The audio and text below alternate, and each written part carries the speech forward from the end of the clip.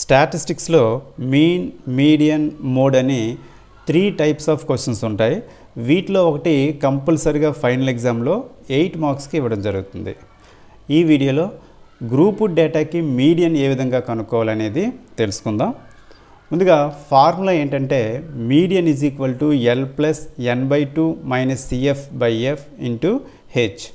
దీంట్లో ఎల్ అంటే lower limit of median class, n is the number of observations, cf is the cumulative frequency of class preceding the median class, f is the frequency of median class, h is class size.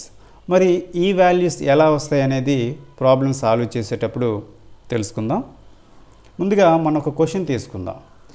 The distribution below gives the weights of 30 students of a class. Find the median weight of the students. ఇక్కడ ఒక క్లాస్లో 30 స్టూడెంట్స్కి సంబంధించిన weights ఇవ్వడం జరిగింది. ఈ వెయిట్స్కి median wait కనుక్కోవాలి. క్వశ్చన్లో ఇచ్చిన డేటా దేనికి సంబంధించింది అనేది మనకు అంత ఇంపార్టెంట్ కాదు. మనం చూడాల్సింది ఏంటంటే డేటాలో ఇచ్చింది ఏంటి, మనం కనుక్కోవాల్సింది ఏంటి అనే విషయాలు అబ్జర్వ్ చేయాలి. ఈ డేటాలో క్లాస్ ఇంటర్వల్స్ ఇచ్చారు, ఫ్రీక్వెన్సీస్ ఇచ్చారు. మనం కనుక్కోవాల్సింది మీడియన్. మరి మీడియన్ కనుక్కోవాలంటే ముందుగా ఇక్కడున్న క్లాస్ ఇంటర్వల్స్, ఫ్రీక్వెన్సీస్ని యాజ్ ఇట్ ఈజ్గా ఫస్ట్ 2 కాలమ్స్లో రాసుకోండి. తర్వాత మనం చేయాల్సింది ఏంటంటే ఎల్సిఎఫ్ కనుక్కోవాలి. ఎల్సిఎఫ్ అంటే లెస్ దెన్ క్యూములేటివ్ ఫ్రీక్వెన్సీ. వీటిని ఎలా కనుక్కోవాలంటే ఇక్కడున్న ఫ్రీక్వెన్సీస్ని పైనుండి యాడ్ చేసుకుంటూ వస్తే ఎల్సిఎఫ్ అనేది వస్తుంది. ముందుగా మనం ఇక్కడ 2 ఉంది కదా, 2ని యాజ్ ఇట్ ఈజ్గా రాసుకోండి. తర్వాత 2కి 3 యాడ్ చేస్తే 5, సో ఇక్కడ 5 రాయండి.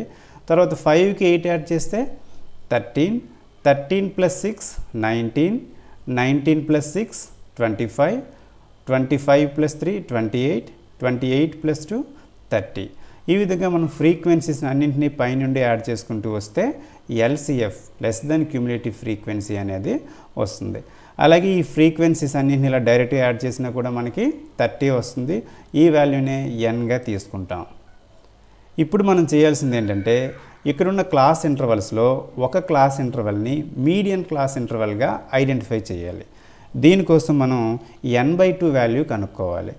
n అంటే 30 కాబట్టి 30ని 2తో డివైడ్ చేస్తే 15.